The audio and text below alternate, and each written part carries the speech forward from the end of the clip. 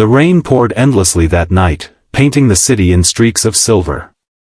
On the 50th floor of a glass tower, Ethan Cole, the billionaire CEO of one of New York's largest tech firms, sat alone in his corner office, surrounded by success but haunted by silence. His phone buzzed. Another meeting cancelled. Another deal done. Another empty victory. He rubbed his temples, the weight of everything pressing down, fame, fortune, but no one who truly cared whether he slept or not. Across the street, through the sheets of rain, he noticed a young girl, maybe 16, sitting under a broken bus shelter. She was clutching a soaked cardboard sign that read, "Hungry. Cold. Just need help." Something stirred in him. Maybe guilt, maybe loneliness, or maybe just the need to feel human again. He grabbed his coat and walked out into the storm. When he reached her, she looked up, startled. Her eyes were bright but tired, the kind of tired that comes from life, not just a sleepless night. "You shouldn't be out here," he said. She shivered but smiled faintly. "Nowhere else to go, sir." He hesitated, pulling a crisp envelope from his coat. It was his emergency cash. "Here's $1,000, just hold my hand for a minute." The girl blinked, confused. "What?" He sighed, almost embarrassed. "It's not what it sounds like. I haven't spoken to anyone who sees me in weeks. Everyone wants something. I just need to remember what it feels like to be real." The girl's hand trembled as she took his. It was small, cold, but firm, a grip that said, "I'm still here." For a long moment, they sat quietly on that wet bench, a millionaire and a homeless girl, sharing a silence that said more than words ever could. Finally, she whispered, "You don't need to pay people to hold your hand, sir." He chuckled bitterly. "That's the problem. I forgot how not to." She smiled softly. "Then start small. Talk to people. Listen. Be kind. It's free." Ethan looked at her, really looked at her. "What's your name?" "Lila." "Where are your parents?" Her smile faded. "Mom died 2 years ago. Dad's, somewhere out there. I've been trying to get enough for a bus ticket to Chicago. My aunt said she'd take me in." Without thinking, Ethan stood. "Come on. You're not spending another night in the rain."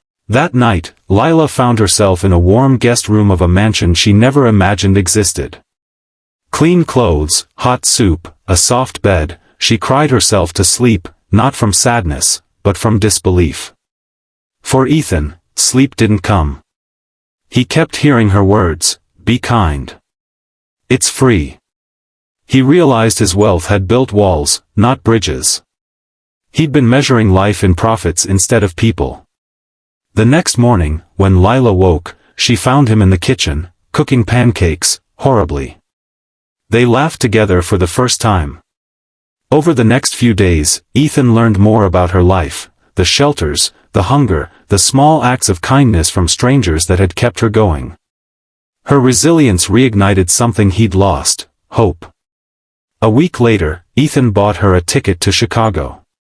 But before she left, she handed him the same $1,000, neatly folded in the envelope. "I can't take this," she said. "You already gave me more than money. You reminded me that good people still exist." He tried to protest, but she shook her head firmly. "Use it for someone else who needs a hand." She smiled, hugged him, and walked away, a girl who'd entered his life as a stranger and left as his greatest teacher. Months passed. Ethan changed his company's mission. He launched a foundation called the Lila Project, dedicated to helping homeless youth find shelter, education, and dignity. During an interview, a journalist asked him, "What inspired you to start this?" Ethan smiled faintly. "A girl who reminded me that kindness doesn't cost a thing, and that sometimes, holding a hand can change your life." Years later, on a bright spring morning, Ethan received a letter. It was from Chicago. Dear Mr. Cole. You probably don't remember me. I'm Lila. I'm in college now, studying social work.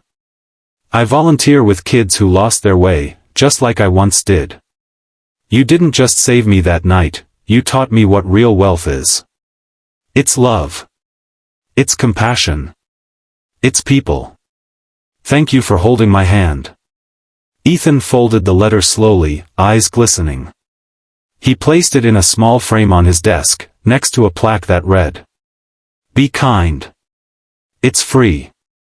And for the first time in a long time, the billionaire smiled, not the kind that impresses investors, but the kind that comes from peace. Dizzy moral of the story. Sometimes, the richest people are the loneliest, and the poorest souls hold the purest hearts. One simple act of kindness, one human connection, can change two lives forever.